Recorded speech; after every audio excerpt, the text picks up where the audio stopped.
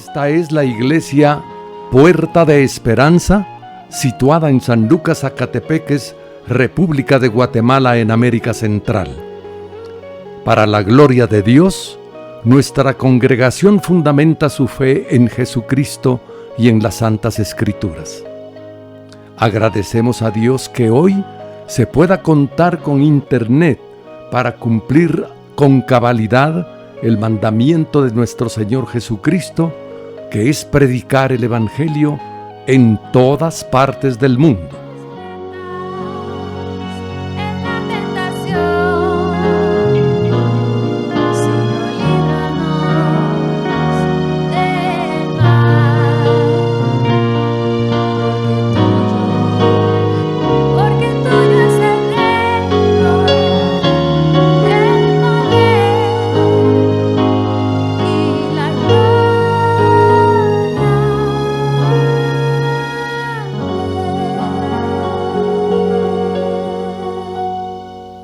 Con mucho agrado, ofrecemos hoy la prédica de nuestro pastor general, el licenciado Gustavo Adolfo Bonilla.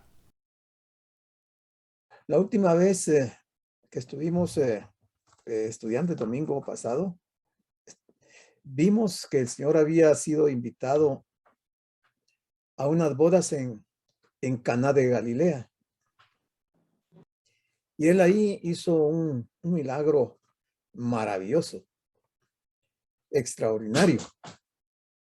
Y hoy quiero yo invitarlos a que me acompañen. Sabemos que por la situación que estamos viviendo desde el año pasado con el asunto de la pandemia, la forma de comunicación para nosotros ha cambiado y hoy lo hacemos de una manera virtual. Pues como estamos atendiendo esa parte de tener nuestras reuniones virtuales, yo los voy a invitar a un viaje virtual. Y vamos a ver algunos lugares especiales donde el Señor estuvo para llegar al lugar donde Él está en ese momento haciendo ese milagro. Recordemos que el Señor había estado muy aquí al sur de Perea, en el mapa no sale, había estado en un lugar llamado Betábara y se había bautizado en este río Jordán, esta línea celeste que ven aquí es el río Jordán. Había sido bautizado por Juan el Bautista y al terminar él enfiló y se fue a Nazaret. En Nazaret él le dieron a leer los rollos y él leyó el capítulo 4 de Lucas y la gente no le gustó el mensaje que el Señor les dio porque él se declaró ahí que él era el Mesías y lo quisieron matar. Entonces él de aquí salió para Caná, aquí está esta flecha amarilla, se fue para Caná y aquí en Caná iba a hacer el milagro de convertir el agua en vino. La semana pasada yo les decía que probablemente los servidores que estaban ahí en esa boda habían tomado sus cántaros y habían ido a traer el agua. Creo que equivocadamente yo les dije que habían hecho 140 o 120 viajes. Eso es, yo estaba equivocado ahí. Fueron solamente 18 viajes si solo usaron un cántaro. Yo les decía que probablemente habían ido a un río a traer el agua, pero si ustedes se dan cuenta, para el lado oriente no hay ríos, para el lado occidente hay un río, que es este, el río Jordán. Pero la distancia de Caná para el río Jordán no era fácil de recorrerla, ni pudo haber sido que ellos se hayan ido ahí al río a traer el agua. La distancia de Caná de Galilea al río Jordán es de 42 kilómetros. Y en otro lugar más cerca no hay ningún río donde ellos pudieran ir a traer el agua. Pero la Biblia dice que los siervos sacaron el agua. Entonces es probable que lo que hubiera ahí en Caná fuera un pozo. Y de ahí sacaron el agua. Ese señor estuvo recorriendo estas regiones, pero en este momento del capítulo 2, él está aquí en Caná de Galilea. Entonces, continuando con el texto bíblico, nos tocaba ver el versículo número 9 del capítulo 2 de Juan, y dice: cuando el maestresala probó el agua hecha vino, sin saber él de dónde era, aunque lo sabían los sirvientes que habían sacado el agua, llamó al esposo. Esta palabra fue la que me dio a mí el alerta de que ellos habían sacado agua, y ver el mapa y ver que no había ningún río cerca. El más cerca era el Jordán, a 42 kilómetros. Entonces es probable que ellos sí hayan sacado agua de un pozo. Pero fíjense que llama la atención la forma en que Juan escribe este evangelio, porque dice que cuando el maestresala probó, no dice que probó el vino, sino que probó el agua hecha vino. O sea, Juan está dando testimonio de que lo que había en los cántaros y en las tinajas era agua que el Señor la convirtió en vino. Un vino de tal calidad que el maestresala quedó impresionado al probarlo. Imaginémonos cuánto se hubiera molestado el maestresala si le hubieran llevado a probar agua, porque el Señor le dijo a los servidores que le llevaran al maestresala, y si hubiera molestado mucho este maestresala si él lo que le habían llevado hubiera sido agua, porque lo hubiera tomado como que le estaban tomando el pelo. Sin embargo, dice que estos sirvientes, por fe, obedecieron la palabra de Jesús. Esto es importante.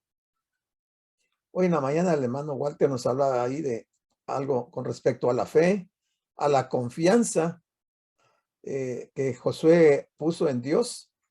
En este caso, estos sirvientes obedecieron a lo que el Señor les dijo y no dudaron y llevaron la copa, según ellos, de agua al maestresala, y la sorpresa está cuando el maestresala prueba el agua hecha vino.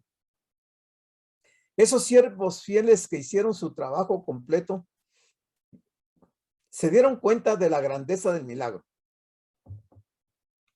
El maestro del banquete solo sabía que era un buen vino. Él no sabía lo que había ocurrido antes. Él lo único que pudo confirmar era que era un buen vino, porque no sabía del milagro que acababa de ocurrir. Este conocimiento fue una bendición especial para los sirvientes, porque ellos quedaron también impresionados al ver que el maestresala estaba probando lo que se le había llevado a beber, y que era vino. Jesús y aquellas tinajas para el agua son en este escenario lo más importante. Si ustedes se dan cuenta, Juan no le da importancia ni al novio, ni a la novia, ni a las visitas, ni lo que estuviera pasando ahí. Él se centra en ver lo que Jesús está haciendo y la presencia de él. Entonces él va a resaltar a la persona de Cristo y mencionar las tinajas, que en este caso era lo más importante en esa reunión. Creemos que el milagro se produjo cuando llevaron el agua y la sirvieron a los convidados, porque en ese momento el agua se transformó en vino. Era un vino de excelente calidad. El maestresala nunca había probado otro igual. Por eso decíamos que, hermanos, es un poco difícil aceptar lo que algunas personas creen, de que el Señor les dio un vino fermentado, porque vimos la semana pasada que el agua en ningún momento se fermenta. No contenía ningún fruto que pudiera uno decir, bueno, se fermentó. Era agua, simplemente agua. O sea, para Dios no hay nada imposible. Él hizo un milagro aquí de creación, pero extraordinario, porque convertir el agua en vino, eso nunca más se volvió a ver en la historia de Israel. Y aquí tenemos una gran lección espiritual para nosotros. Jesús nos usa hoy en día como utilizó aquellas tinajas de agua, porque estas son las lecciones que hay que extractar de este pasaje. Cuando compartamos o compartimos la palabra de Dios con los demás, suceden milagros, suceden cosas que nosotros no las podemos explicar y que no sabemos cómo explicarlas. ¿Por qué? Porque cuando el agua es vaciada en las tinajas y llega hasta los sedientos, es entonces transformada en vino. Y eso sucede con la palabra. Cuando nosotros entregamos la palabra y las personas reciben la palabra, esa palabra cobra vida y se operan milagros en las personas. Suceden conversiones, suceden cosas extraordinarias en que las personas, sin haber estado pensando algo en relación al cristianismo, vienen al cristianismo.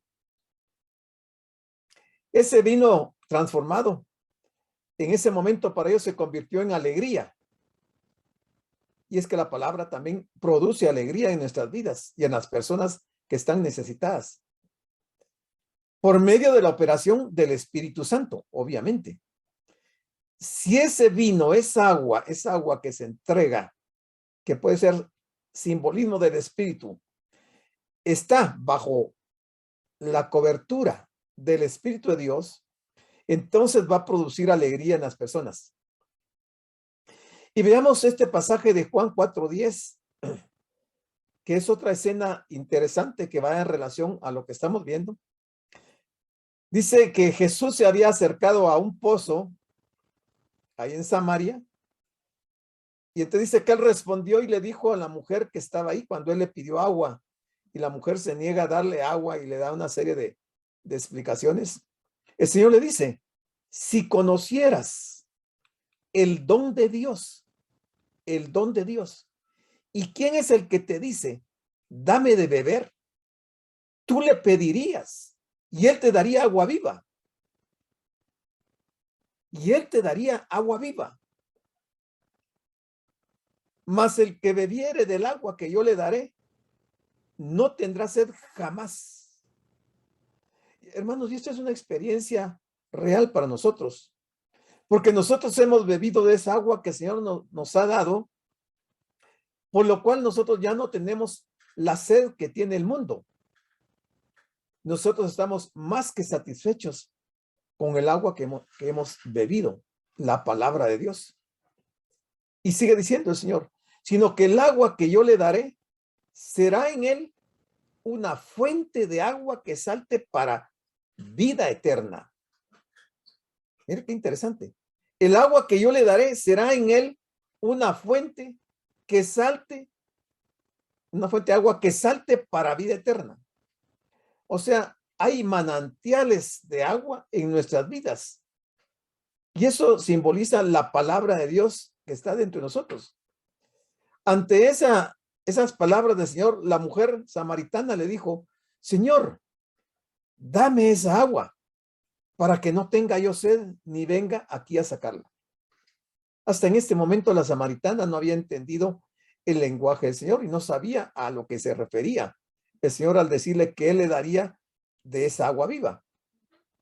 Pero más adelante Juan nos cuenta en el capítulo 7, versículo 37, que el Señor asistió a la Pascua, a la fiesta de la Pascua que se estaba celebrando en Jerusalén. Dice, y en el último y gran día de la fiesta, Jesús se puso en pie y alzó su voz diciendo, si alguno tiene sed, venga a mí y beba. O sea, hoy el mundo está sediento de muchas cosas, pero no está sediento de Dios, no está sediento de la palabra de Dios. Pero dentro de nuestras congregaciones sí habemos personas que estamos sedientos. Cada día deseamos más de la palabra de Dios. Y por eso es que nos reunimos para oír de la palabra de Dios. El versículo 38 dice el Señor, el que cree en mí, como dice la Escritura, de su interior correrán ríos de agua viva. En el anterior vimos que dijo que era fuente de agua. Aquí son ríos de agua viva. Es un agua no estancada, es un agua que da vida. Un agua que nos puede llevar a la eternidad. Y dice, esto dijo del Espíritu que habían de recibir los que creyesen en él, pues aún no había venido el Espíritu Santo, porque Jesús no había sido aún glorificado. Pero sigamos con el relato de lo que está ocurriendo en Caná, en la boda. Este vino no provenía del proceso normal de fermentación de uvas, viñas, tierra y sol, no tenía nada que ver con eso. El Señor lo creó de la nada. Era una verdadera evidencia de que Él es el creador. Fíjese que llama la atención que el primer milagro iniciando el Señor su ministerio es convertir un agua, una simple agua, convertirla en vino en una boda, o sea, para dar alegría a las personas que estaban ahí. Ese fue el principio de su ministerio.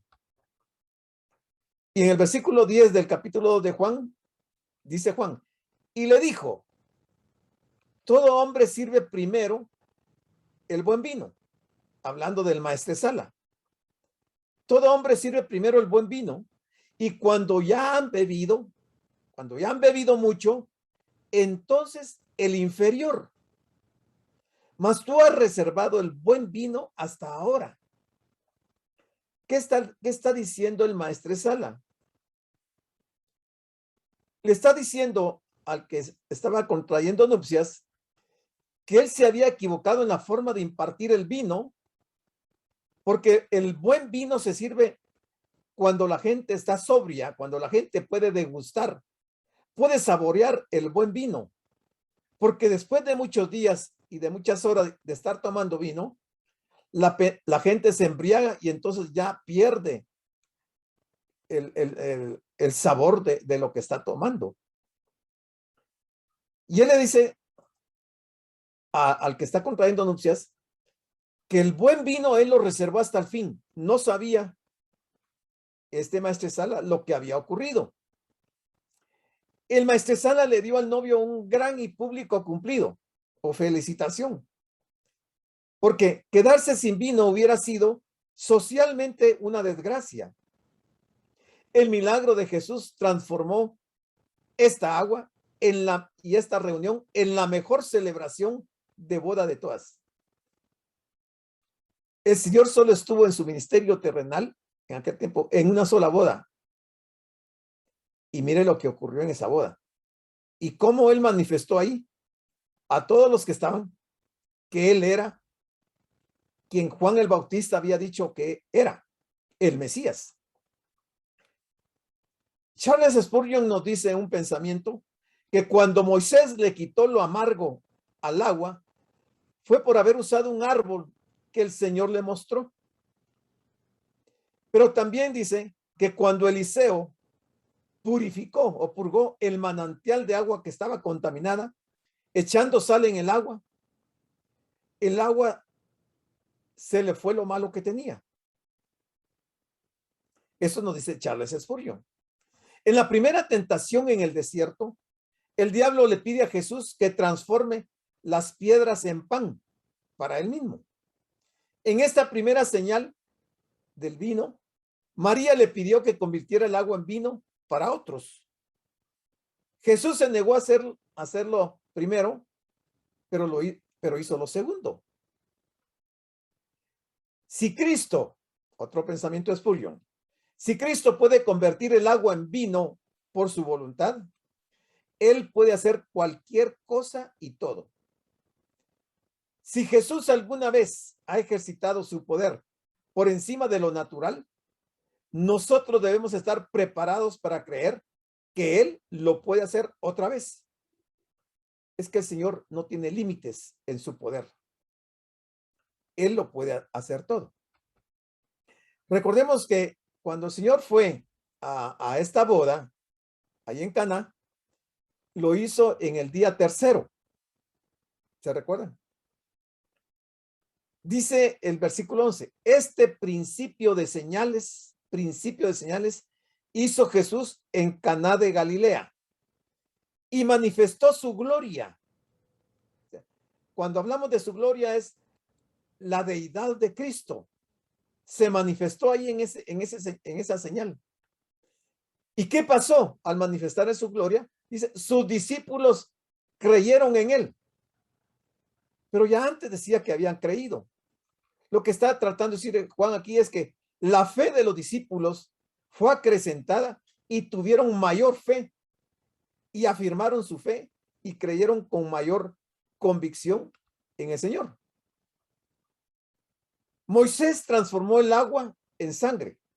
En el Antiguo Testamento leemos esto en Éxodo 7:17. Moisés transformó el agua en sangre, mostrando que la ley resultaba en muerte. La ley resultaba en muerte.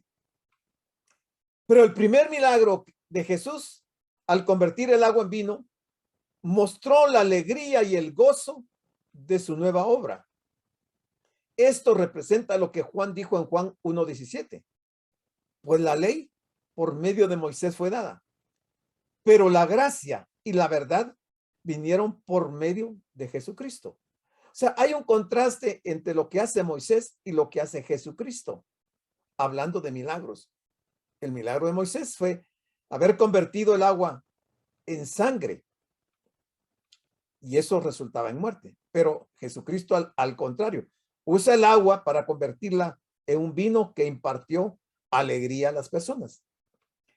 Podríamos decir que el agua es como una relación con Dios. El agua es una relación con Dios en el antiguo pacto. Pero que el vino es como una relación con Dios también, pero bajo el nuevo pacto. Estamos tocando los dos pactos, el antiguo pacto y el nuevo pacto. Entonces el agua se identifica, hay una relación con Dios en el antiguo pacto, pero en el nuevo pacto, el agua convertida en vino mantiene esa relación del nuevo pacto. El vino fue después del agua. El vino fue después del agua. Y el nuevo pacto es después del antiguo pacto. El vino vino del agua. Y el nuevo pacto viene del antiguo pacto. El vino era mejor que el agua. Y el nuevo pacto es mejor que el antiguo pacto. O sea, a nosotros nos ha tocado vivir en una época maravillosa. No pudo haber mejor tiempo para nosotros, porque estamos bajo el nuevo pacto, donde estamos en un mejor pacto. Solo a manera de recuerdo les quiero mostrar los 7 milagros que nos muestra aquí Juan en su evangelio, que están del 1 al 7, el agua convertida en vino, que es el que estamos viendo ahorita. Luego veremos la sanidad del hijo de un noble, la sanidad en el estanque de Betesda, la alimentación de los 5,000. Luego veremos cuando Jesús camina sobre el agua. Luego la sanidad del ciego de nacimiento. Y por último veremos cuando Lázaro es resucitado de la muerte. Estos son los 7 milagros que se van a ver en el Evangelio según San Juan. Les decía que el Señor en el tercer día hizo este milagro al principiar su ministerio. En el tercer día. Les hablaba yo la semana pasada que el número 3 es importante en la Biblia. Tiene mucha importancia. Por ejemplo, en Génesis 1:9, dijo también Dios, júntense las aguas que están debajo de los cielos en un lugar y descúbrase lo seco. Y fue así. Y llamó Dios a lo seco tierra y a la reunión de las aguas llamó mares. Y vio Dios que era bueno. Después dijo Dios, produzca la tierra hierba verde, hierba que dé semilla, árbol de fruto que dé fruto según su género, que su semilla esté en él sobre la tierra, y fue así. Y el 1:12 dice, produjo pues la tierra hierba verde, hierba que da semilla según su naturaleza, y árbol que da fruto cuya semilla está en él según su género. Y vio Dios que era bueno. ¿Cuándo hizo Dios esto? Dice el versículo 3, y fue la tarde y la mañana del día tercero. En el día tercero, o el número 3, tiene una significancia muy importante en la Biblia. O sea, el número 3, en este sentido, lo que estamos viendo en Génesis 1, es creación. El Señor crea de la nada, lo crea todo. Por eso es que no nos asombra que del agua Él haya hecho vino, Si en Génesis nos dice que en el día tercero hizo que la tierra se separara del agua y se formó entonces lo que conocemos como tierra y mares. Y luego vemos la creación de toda la hierba verde, de los árboles y todo lo que se declara aquí, fue hecho en el día tercero. Pero fíjense que yo me puse a ver qué más cosas dice la Biblia y me llevó algún tiempo, pero no las pude agotar todas, pero las más importantes se las quiero compartir. ¿Qué pasa en el día tercero o la significancia del número 3 en la Biblia? Miremos. Importancia bíblica del número 3. Primero, tenemos un Dios trino formado o compuesto por 3 personas, Padre, Hijo y Espíritu Santo. El número 3. Tenemos un Dios que tiene relación con el número 3. Ese Dios trino tiene 3 atributos, los 3 atributos de Dios: omnisciencia, omnipresencia y omnipotencia. 3 atributos. En el tercer día se crearon los mares, lo que acabamos de ver, la tierra seca y la vegetación. Luego, los serafines adoran a Dios diciendo: Santo, Santo, Santo. En 3 veces adoran a Dios diciendo: Santo, Santo, Santo. ¿Por qué no 4? ¿Por qué no 1? ¿Por qué no 5? 3. Luego vemos a Jesús hacer el primer milagro en Caná en el tercer día. El ministerio del Señor, su ministerio terrenal, duró 3 años. Jesús murió a las 3 de la tarde. Uno de los corderos del sacrificio se mataba a las 3 de la tarde. Jesús estuvo muerto por 3 días. Jesús resucitó al tercer día. Los testigos de la divinidad de Cristo son 3: el espíritu, el agua y la sangre, según 1 Juan 5:18. El tabernáculo y el templo se dividen en 3 partes: atrio, lugar santo y lugar santísimo. El hombre se compone de 3 partes: cuerpo, alma y espíritu. Los dones de la gracia son 3: fe, esperanza y amor. Y así podríamos seguir. Se recuerdan que cuando estudiamos el Evangelio de Marcos vimos que el Señor en 3 ocasiones les anunció a sus discípulos que él iba a morir, pero que iba a resucitar.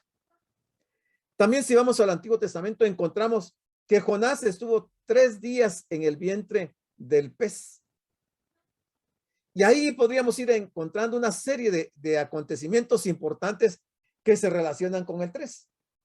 Entonces, el hecho que el Señor haya hecho ese primer milagro en Caná, en las bodas, en el tercer día, no es casualidad. Tiene un simbolismo, tiene una importancia que si nosotros no lo analizamos, lo pasamos como un suceso cualquiera, como algo sin importancia. Según Juan 2:1, este milagro sucedió en el tercer día. Juan está haciendo alusión a la idea de que Jesús manifiesta su gloria en el tercer día y que sus discípulos creyeron en él cuando vieron su gloria. La gloria de Jesús es un concepto teológico del judaísmo y del cristianismo. ¿Para qué? Para denotar la manifestación de la presencia de Dios. Dios es denominado el más glorioso de los seres. La creación del hombre a su imagen y semejanza implica que el hombre puede participar imperfectamente de la gloria divina como portador de su imagen, cuyo premio es el gozo eterno de la gloria de Dios, porque ahí ellos vieron la gloria de Dios en ese milagro. La señal es una obra de poder. ¿En dónde es esa señal? Es una obra de poder en la esfera física. ¿Y qué pasa? Eso nos ilustra con frecuencia un principio que opera. ¿En dónde opera ese principio? En la esfera espiritual. ¿Y qué sucede cuando eso pasa en la esfera espiritual? Sucede en la esfera de la creación y por último señala hacia la esfera de la redención. Interesante lo que ocurre en este relato que nos está mostrando Juan. La multiplicación de los panes, ese milagro, por ejemplo, es una señal también que está en el capítulo 6 de Juan, versículo 14. Y dirige la atención hacia Cristo. ¿Cómo? Como señalándolo a él como el pan de vida. Segundo, la curación del ciego de nacimiento, el otro milagro que vamos a ver, es otra señal. Está en 9:16. Se basa en las palabras del Señor: yo soy la luz del mundo. Es una luz en la esfera espiritual. Y la resurrección de Lázaro también es una señal. Se conecta inmediatamente con Jesús como el dador de toda vida espiritual y física. La señal desvía la atención más allá de sí misma hacia aquel que la realizó, o sea, Jesucristo. Él derrama sus dones pródigamente, sin restricción, provee con tanta abundancia y sus dones son de la mejor calidad.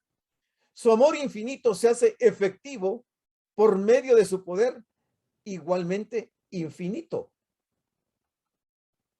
Versículo 12. Después de estar en Caná de Galilea haciendo ese milagro, el Señor se fue a Capernaum. Capernaum está más al norte de Caná. Dice que después descendieron a Capernaum. Él dice, yo agregué esto aquí, aquí es Jesús. Además de él, descendieron a Capernaum su madre. Y pareciera ser que Juan se olvidó de José. Yo lo pongo aquí y le pongo, ¿y José? Y le pongo interrogación. ¿Por qué el evangelista Juan no menciona a José, sino que dice que descendieron a Capernaum él, su madre, sus hermanos y sus discípulos, pero no menciona a José? Los estudiosos creen que para cuando se da este momento de las bodas de Caná, José ya había fallecido. Por eso Juan no lo menciona, sino que solo menciona a María, su madre, a sus hermanos y a sus discípulos. Y mire el cuidado que tiene Juan de separar a sus hermanos de sus discípulos, ya que dentro de la Iglesia Católica y todos sus seguidores siempre están diciendo y contradiciendo que Jesús no tuvo hermanos, porque María murió virgen y nunca más tuvo hermanos. Y algunos dicen, es que los cristianos llaman hermanos a los discípulos de Jesús. Pero Juan nos dice que además de sus hermanos, también estaban sus discípulos. O sea, dos grupos totalmente diferentes. Como para aseverar y confirmar que Jesús sí tuvo medios hermanos. Y estuvieron ahí, dice, no muchos días en Capernaum. El Evangelio de Lucas 4 nos cuenta que cuando Jesús, estando en Nazaret, la ciudad donde él se crió, entró en la sinagoga y leyó del libro del profeta Isaías y dijo que estas profecías se cumplían con su venida. El pueblo no le creyó y dijeron, ¿no es este el hijo de José? Entonces se produjo un grave incidente e intentaron destruirle en aquella ocasión, o sea, quisieron matarlo. Lo llevaron a la orilla de un despeñadero para derrumbarlo, para que se muriera, para matarlo ahí. Pero como no era la hora del Señor, él se fue. Salió de ahí. Por tanto, cambió su centro de actividades a Capernaum. Ya no en Nazaret, sino que se fue a Capernaum. Y que sepamos, ese continuó siendo el centro de operaciones del Señor. En Capernaum fue donde él puso su base de operaciones durante su ministerio público de 3 años. Sorprende que Jesús, al parecer, salió de Caná solo con los discípulos que habían ido con él. ¿Se recuerdan que vimos que eran únicamente 4 discípulos hasta ese momento? Eran Andrés, Simón, Felipe y Natanael, porque todavía no había amado al resto de los discípulos. Solo con ellos salió de Caná, a pesar de haber realizado un milagro como no se había visto desde cuando Dios creó la harina y el aceite en tiempos de Elías y de Eliseo. ¿Se recuerdan de esos milagros que el Señor hace por medio de Elías y de Eliseo? Eso está en Primera Reyes 17 y Segunda Reyes 4. No obstante, los milagros, señales y maravillas no convencieron a las personas de aquel lugar, por lo que ninguno creyó en el Señor, ni le siguió, ni siquiera el asombrado maestresala, mucho menos las parejas de la boda. Ninguno siguió al Señor, solo los 4 discípulos. O sea, el milagro ni siquiera eso los convenció para haber seguido a Jesucristo. Siguieron en la fiesta de las bodas. No les importó. Este incidente fue otra ilustración trágica de la verdad de Jesús cuando dijo que el profeta no tiene honra en su propia tierra. Mire, esta expresión es bien importante porque hoy en día se da mucho esto, hermanos. Entre nuestra familia a veces nosotros somos como el profeta que no tiene honra en su propia tierra. Sus familiares o mis familiares no creen en nosotros. Porque creen que nos volvimos locos, que al haber abrazado el cristianismo, salimos del círculo familiar y ya no nos prestan atención, ni les interesamos. Somos como profetas sin honra en nuestra propia tierra, en nuestra propia familia. Pero esto es algo que está escrito en la Biblia y así tiene que ocurrir. Los discípulos vieron de primera mano una confirmación milagrosa de su fe después de haber oído el testimonio de Juan el Bautista. Porque Juan el Bautista había aseverado y confirmado que Jesús era el Mesías. Y entonces habían creído en él. Sus discípulos empezaron a comprender esto y creyeron, afirmaron su fe en él. Pero el mismo Juan, el evangelista, nos dice en el capítulo 20, versículos 30 y 31, hizo además Jesús muchas otras señales en presencia de sus discípulos, las cuales no están escritas en este libro, pero estas se han escrito para que creáis que Jesús es el Cristo, el Hijo de Dios, y para que creyendo tengáis vida en su nombre. Eso nos afecta a nosotros. Eso es para nosotros. Que todas estas señales que estamos viendo en los evangelios quedaron escritas para que creamos que Jesús es el Cristo, el Mesías, que Él es el Hijo de Dios y que creyendo en Él tengamos vida en su nombre. Por eso dice que se hicieron muchas otras señales, dice Juan. Después de estar en la boda, donde Jesús cambió el agua en vino en Caná, se fue a Capernaum, donde permanece algunos días y a continuación se iba a celebrar la fiesta de la Pascua. Tampoco es casualidad que el Señor se haya ido de Caná a Capernaum y de Capernaum va a descender hacia el sur, hacia Jerusalén, porque se iba a celebrar la fiesta de la Pascua. O sea, la actividad del Señor fue intensa, nunca descansó. Caminó muchos kilómetros para llegar a Jerusalén. Cuando habla de sus hermanos, la expresión sus hermanos ha sido entendida de formas variadas. La forma más natural de interpretarlo es entender a los hijos de María y José. La expresión aparece en varias ocasiones en los evangelios sinópticos y jamás con una calificación como es de esperarse si las palabras tuvieran otro significado. Eso dice Morris. Pero Tenney nos dice en 2 pasajes, en la forma más sencilla, nos dice que Jesús tenía medios hermanos a través de María. Notemos que el milagro de convertir el agua en vino no impactó a sus hermanos. Ni siquiera sus hermanos se dieron por entendido del milagro que el Señor hizo, quienes siguieron incrédulos hacia el Señor.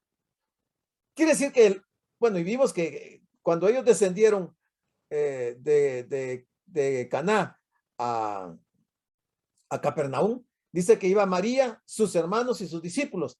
Se asume entonces que los hermanos de Jesús estuvieron también en las bodas. Ellos también vieron el milagro de la conversión del agua en vino, pero que tampoco eso les impactó y no creyeron hasta ese momento que Jesús era el Mesías. Mire la dureza del corazón de la familia. Ahí está, mire, él, su madre, sus hermanos y sus discípulos son los que habían descendido a Capernaum. Siguiendo entonces con el versículo número 13, nos dice, estaba cerca la Pascua de los judíos. Todos ya sabemos a qué se refiere la Pascua, cuál fue el origen de la fiesta de la Pascua. Y subió Jesús a Jerusalén. Estaba en Capernaum, estaba lejísimos. Y de ahí descendió a Jerusalén. ¿Por qué? Todo varón judío de 12 años de edad en adelante debía asistir obligatoriamente a la Pascua en Jerusalén. De 12 años en adelante. Fiesta que se celebraba para conmemorar la liberación del pueblo de Israel de la esclavitud egipcia. El día 10 del mes de Aviv o Nisan, que en general corresponde a nuestro mes entre marzo y abril, se apartaba un cordero macho de 1 año sin defecto y el día 14 entre las 3 y las 6 de la tarde lo mataban. En los días de nuestro Señor, la complicada celebración de la fiesta incluía los siguientes elementos en los días del Señor. ¿Cómo se celebraba esa fiesta? Incluía los siguientes elementos. Primero, esa fiesta de la Pascua empezaba con los judíos haciendo una oración de acción de gracias a cargo del jefe de familia, o sea, el padre. A continuación se bebía la primera copa de vino y se seguía bebiendo vino durante toda la fiesta, que era 1 semana. Segundo, como recuerdo de la amarga esclavitud en Egipto, se comían las hierbas amargas. Tercero, el hijo preguntaba, ¿por qué es esta noche distinta de las demás? Era seguida de la respuesta correspondiente del padre, que podía ser leída o narrada. O sea, el padre estaba obligado a decirle al hijo por qué se celebraba la fiesta de la Pascua. Cuarto, dice, cantaban la primera parte del Jalel, que comprendían los salmos 113 y 114.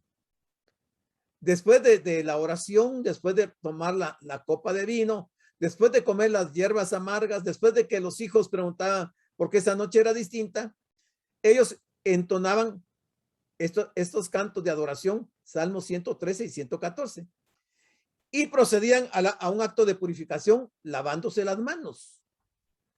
Luego se empezaba a comer el cordero junto con el pan sin levadura. Luego que se lavaban las manos, comían el cordero y el pan sin levadura. El cordero se comía en conmemoración de lo que se les había mandado hacer a sus antepasados la noche en que el Señor hirió a los primogénitos de Egipto y liberó a su pueblo. Eso lo vemos en Éxodo 12 y 13. El pan sin levadura era un recordatorio de los primeros días del viaje en que comieron este pan de prisa. Era también un símbolo de pureza. A continuación, la comida en la que cada uno podía comer lo que deseara. Después de comer el cordero y el pan y las hierbas amargas, ya podían comer lo que cada uno quería comer o le gustaba. Siempre que hubiera comido primero el cordero. Nadie podía comer otra comida si primero no comía del cordero. Por último, cantaban la última parte del Jalel, que son los salmos 115 al 118. O sea, quiere decir que del Salmo 113 al 118 se cantaban esa noche de la fiesta de la Pascua y se adoraba a Dios. Después del día en que se mataba el cordero, se celebraba la fiesta de los panes sin levadura, que duraba del 15 al 21 de Nisan. La comida de la Pascua propiamente dicha tenía tan estrecha relación con la fiesta de los panes sin levadura que con la palabra Pascua se denominaba con frecuencia a ambas fiestas. Durante esta fiesta de 7 días, llamada la Pascua, se ofrecían muchos animales en sacrificio. Eso lo vemos en Números 28:16. Y se ofrecían en sacrificio a Jehová. De aquí que cuando en el segundo capítulo de Juan leemos acerca de los bueyes y ovejas, estos se vendían en el patio del templo, porque recuérdense que el Señor en esta ocasión que llega a Jerusalén a celebrar la Pascua, Él va a entrar al templo y va a purificar el templo, lo va a limpiar. Y ahí estaban gente vendiendo bueyes, ovejas, corderos, palomas, palominos y toda clase de animales. Jerusalén debió estar llena de miles de visitantes que venían para la Pascua. El templo debió haber estado particularmente lleno y Jesús vio a muchos haciendo negocios en los patios exteriores del templo. Alford nos dice que el simple hecho de que el mercado se estuviera llevando a cabo ahí debió producir una mezcla indecorosa de transacciones sagradas y profanas, incluso dejando de lado los abusos que sin duda se mezclaban con el tráfico. O sea, es importante lo que ocurre en esa ocasión. Los tiempos habían vuelto a cambiar para ellos, para los judíos, y debido a su reiterada desobediencia a la palabra de Dios, habían perdido nuevamente su libertad y se encontraban bajo el dominio del poderoso imperio romano, estaban nuevamente esclavizados. Estas circunstancias habían avivado entre muchos de los judíos la esperanza anunciada por los profetas de que vendría un libertador, el Mesías. Los judíos manifestaban su esperanza y anhelo por una nueva intervención divina. Y fue en este contexto en el que Jesús se disponía a comenzar su ministerio público como el Mesías anunciado que traería salvación. Ellos finalmente lo que hicieron fue rechazarlo, lamentablemente.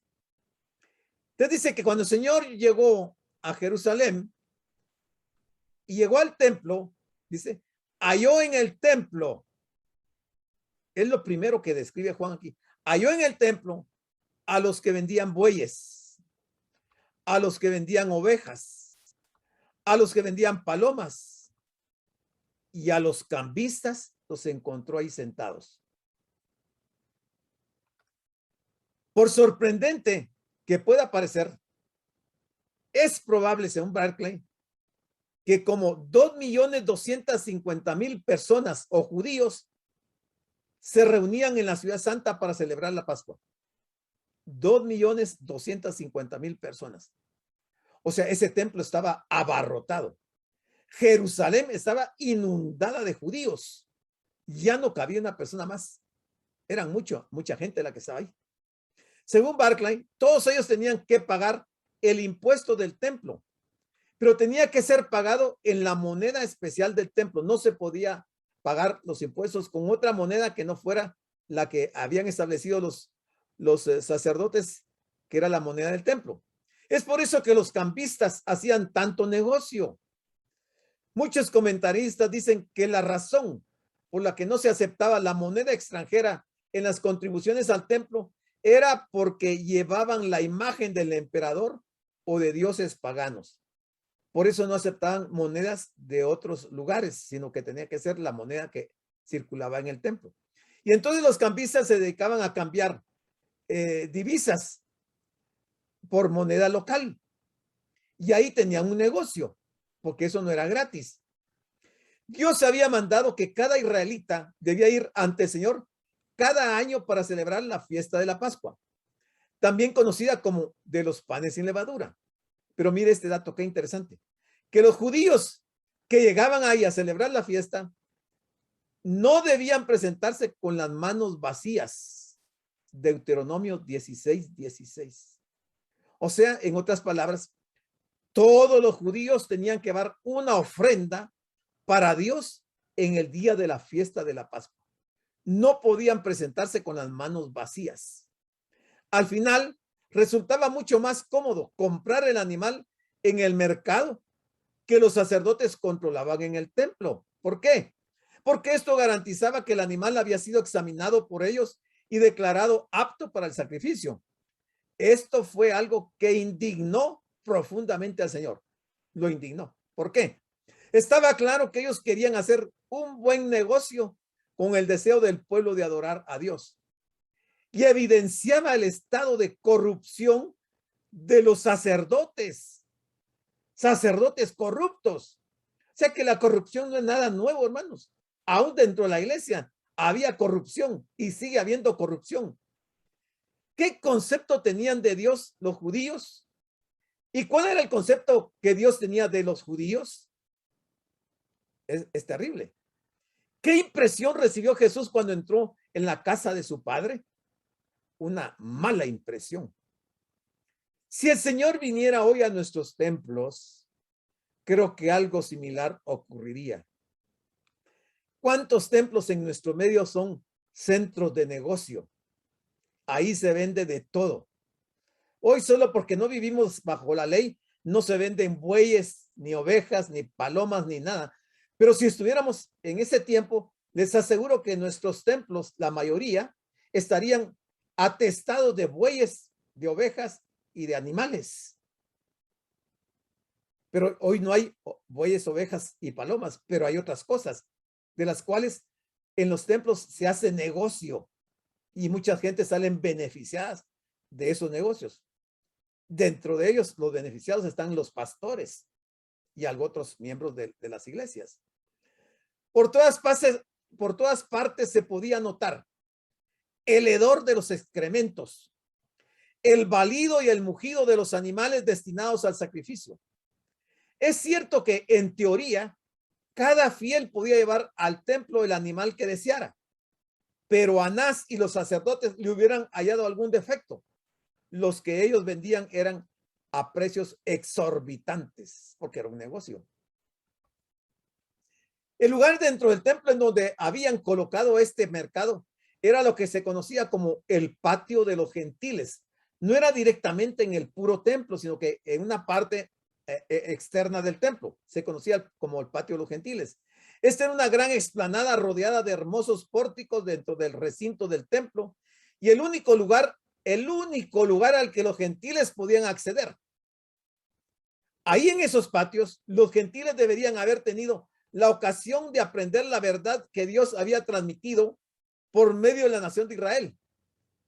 Pero eso no se daba porque ese patio donde ellos podían estar estaba atestado de animales, de comerciantes, de tal manera que los gentiles no podían adorar al Señor en esas condiciones. Ya Isaías había dicho en el capítulo 56, versículo 7, yo los llevaré a mi santo monte y los recrearé en mi casa de oración. Sus holocaustos y sus sacrificios serán aceptos sobre mi altar. ¿Por qué? Porque mi casa será llamada casa de oración. ¿Para quiénes? Para todos los pueblos, incluyendo los gentiles. Pero el sumo sacerdote privó esa oportunidad a los gentiles de conocer a Dios. Este era un pecado muy grave a los ojos de Dios. Les voy a mostrar dónde era que se concentraban los animales. Aquí está, miren, atrio de los gentiles es esta parte, todo este contorno, porque el templo está separado, tenía su puerta para entrar al templo, al patio de las mujeres, al patio de los hombres y de los sacerdotes, y al puro templo donde estaba el altar del sacrificio, el lugar santo y el lugar santísimo. Los gentiles no podían entrar hasta ahí. Aquí había un muro, que es esto que se ve acá, que se le denominaba Soreg. Eso impedía que los gentiles pudieran entrar. Si los gentiles traspasaban este muro, los mataban, no podían entrar. Entonces ellos tenían que quedarse acá, en esta parte de acá. Pero ahí eran de los comerciantes, tenían sus bueyes, sus ovejas, sus palomas y todos los animales, y obviamente los animales hacían sus excrementos ahí. Y entonces los gentiles no podían adorar. Pero eso fue un pecado gravísimo cometido por los sacerdotes. Por supuesto, los cambistas también cobraban su comisión en cada operación de cambio, dando lugar así al abuso. ¿Y qué duda cabe que la jerarquía sacerdotal también recibía su porcentaje a cambio de dejarles poner su puesto en un lugar tan privilegiado? Por mano de estos cambistas pasaban grandes cantidades de dinero que los fieles traían como ofrendas voluntarias, diezmos o impuestos del templo. El tributo anual de medio ciclo de plata, que en plata eran más o menos $4.50, equivalentes a 34 quetzales, y si era de oro era de 3.338.10 quetzales. Podemos decir que tanto los cambistas como los sacerdotes tenían un negocio redondo. ¿Dónde estarán hoy estos sacerdotes y estos cambistas? Imagínense, ¿dónde están el día de hoy? ¿Dónde estarán todos aquellos que están imitando a los sacerdotes y a los cambistas para hacer ese tipo de negociaciones en los templos? ¿Dónde van a estar? Ese es un pecado gravísimo. Bueno, dice el versículo número 17, perdón. Entonces se acordaron sus discípulos que está escrito: el celo de tu casa me consume. El celo de tu casa me consume. Nos vamos a quedar aquí porque me están diciendo que ya solo quedan 2 minutos y no me va a dar tiempo de explicar esto. Entonces, para el próximo domingo seguiremos con esta parte. Damos las gracias por su atención a la prédica del pastor general licenciado Gustavo Adolfo Bonilla e invitamos a la prédica del próximo domingo a esta misma hora.